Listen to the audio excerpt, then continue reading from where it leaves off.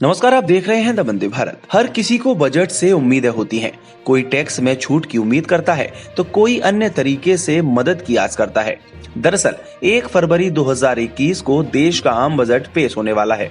इस बार भी विभिन्न सेक्टर्स के लिए कई घोषणाएं रहेंगी, जिन पर एक तय धनराशि खर्च की जाएगी।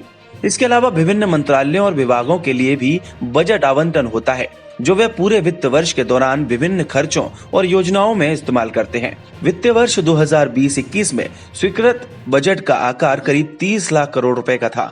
आम आदमी के मन में सवाल रहता है कि सरकार जो बजट में बड़े बड़े ऐलान करती है, उसके लिए पैसे कहां से आते हैं? सरकार के पास आमदनी का जरिया क्या है? आमतौर पर लोग जानते हैं कि टैक्स और राजस्व सरकार की आमदनी का सबसे बड़ा जरिया होता है। आइए बजट से पहले जानते हैं कि सरकार की कमाई कहां कहां से होती है। सबसे ज्यादा उधार और अन्य देयताएं से फंड मिलता है। उसके बाद जीएसटी और अन्य टैक्स से पैसा मिलता है। उदाहरण के लिए 1 रुपए की आमदनी में मुख्य तौर पर सरकार के पास इन रास्तों से पैसे आते हैं। उधार और अन्य देयताएं 20 पैसे, निगम कर 18 पैसे, इनकम टैक्स 17 पैसे, सीमा शुल्क 4 पैसे, केंद्रीय उत्पाद शुल्क 7 पैसे, जीएसटी और अन्य कर 18 पैसे, विभिन्न राजस्व से कर 10 पैसे, वहीं कर्ज से इतर कैपिटल इनकम 6 पैसे। यही कुल 1 रुपए का हिसाब किताब है। अब इसी रकम को सरकार बजट में लोक कल्याण योजनाओं से लेकर दूसरे मदों पर खर्च करती है।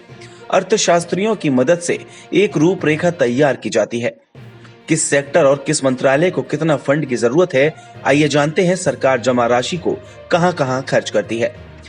ब्याज अदायगी 18 पैसे, केंद्र क्षेत्र की योजनाएं 13 पैसे, वित्त आयोग और अन्य अंतरण 10 पैसे, करों और शुल्कों में राज्यों का हिस्सा 20 पैसे, केंद्रीय प्रायोजित परियोजनाएं 9 पैसे, आर्थिक सहायता 6 पैसे, रक्षा 8 पैसे, पेंशन 6 पैसे, अन्य व्यय 10 पैसे। यह है कुल 1 रुपए की आमदनी का हिसाब किताब। हालांकि खुद वित्त मंत्री निर्मला सीतारमण कह चुकी हैं कि कोरोना महामारी की वजह से इस बार का बजट पिछले 100 साल के बजट की तुलना में बिल्कुल अलग रहने वाला है। इसलिए बजट में आय व्यय के जरिए में फेरबदल भी हो सकता है। देश दुनिया की और भी खबरों के लिए देखते रहिए द वंदे भारत।